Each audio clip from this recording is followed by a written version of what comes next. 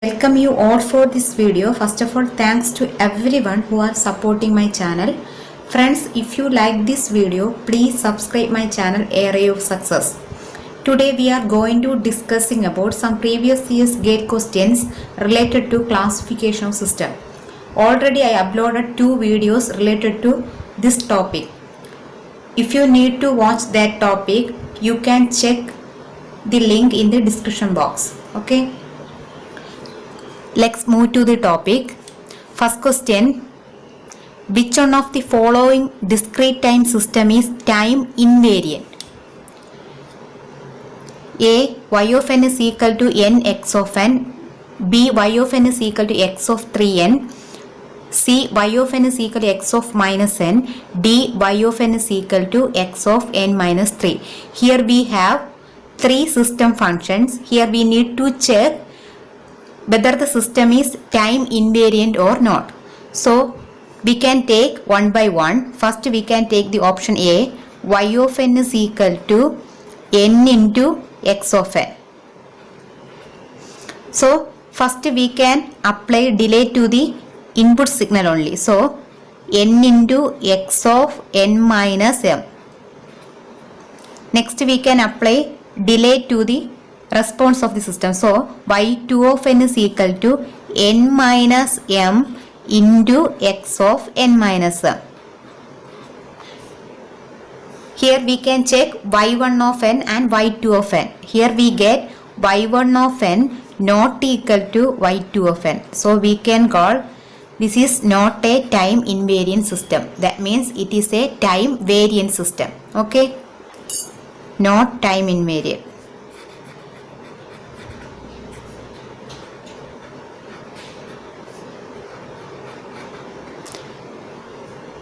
Next we can take the system, second system, that is y of n is equal to x of 3n.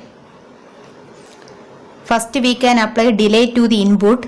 Y1 of n is equal to x of 3n minus m.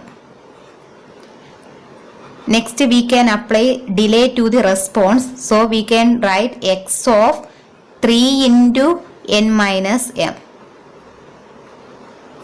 Here we get x of 3n minus 3m.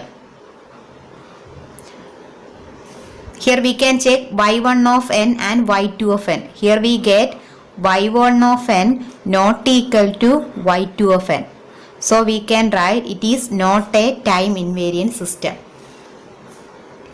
We can take third system response. C. Y of n is equal to x of minus n. First apply delay to the input, x of minus n minus m. Second step, apply delay to the whole response, that is x of minus of n minus m. Here we get x of minus n plus m. We can check y1 of n and y2 of n. Here we get y1 of n not equal to y2 of n. So it is not a time invariant system.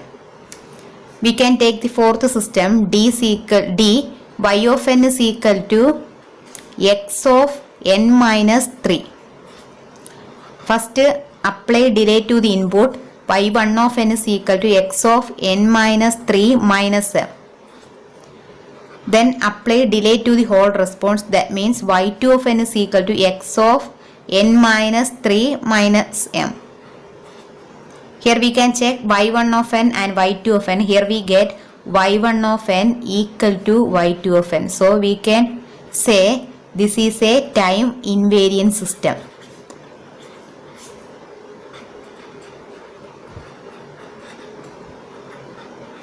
So the option D. Next question. The impulse response h of n of a linear time invariant system is given by h of n is equal to u of n plus 3 plus u of n minus 2 minus 2 into u of n minus 7. Where u of n is the unit step sequence, the above system is stable but not causal, stable and causal, causal but not stable, next unstable and not causal. This is GATE 2004 question. Okay. Here we need to check causality and stability of the system. First we can check causality.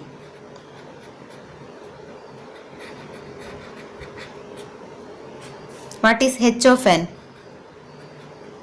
H of n is equal to U of n plus 3 plus U of n minus 2 minus 2 into U of n minus 7. Here we have a term U of n plus 3. It indicates the future input. That means here the system responds depending on the future input also. So here we can say this is a non-causal system. It is not a causal system. Okay. So here we get this is not a causal system. Next we need to check the stability.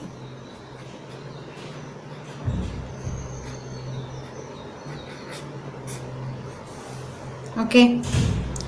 To check the stability, here we can draw the response of the system. Okay. First we need to draw what is U of n plus 3. I am drawing here U of n plus 3. That means the signal starts from minus 3. The amplitude become 1.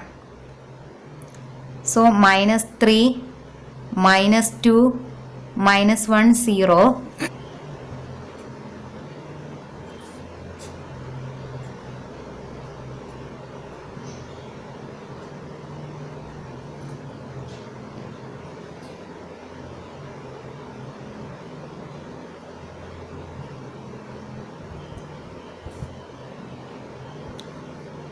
It will be continue. Next we need to draw U of n minus 2.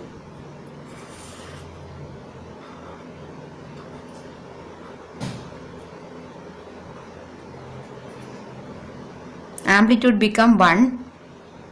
The signal starts from n is equal to 2. 0, 1, 2, 3, 4, 5, 6, 7, 8. This is n axis. This is also n axis. Starts from 2.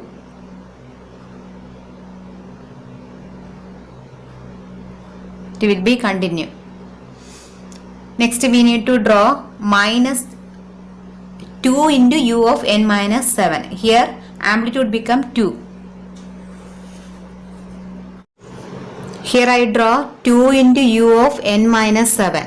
Here the value starts from n is equal to 7. Before that the value becomes 0. So from 7 to infinity its value become 2. That means amplitude become 2. So we can find out the h of n. So for that we need to add U of n plus 3 plus U of n minus 2. Then we need to subtract minus of 2 into U of n minus 7. Okay. Here we can draw h of n. Okay. We can start from minus 3. Before that it becomes 0. From minus 3 to 1. Minus 3 to 1. Here all the values become 0 for this U of n minus 2 and 2 into U of n minus 7. So here we have the value 1 from minus 3 to 1. So we can draw minus 3, minus 2, minus 1, 0, then 1. We have only value 1.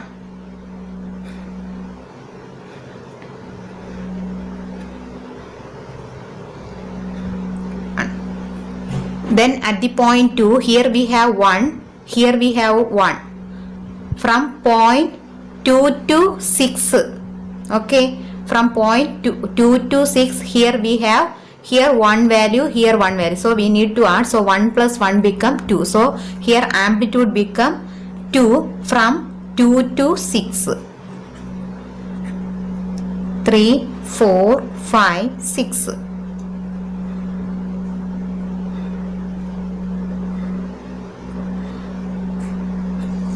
Then from 7, here we have one value.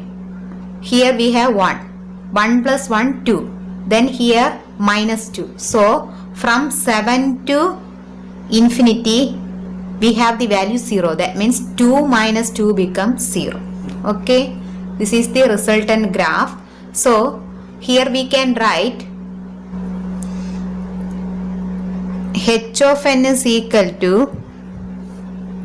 1 plus 1 plus 2 plus 1 plus 1, 2, 2 plus 1, 3, 3 plus 1, 4, 4 plus 1, 5, plus here 2, 2 plus 2, 4, 4 plus 2, 6, 6 plus 2, 8, 8 plus 2, 10.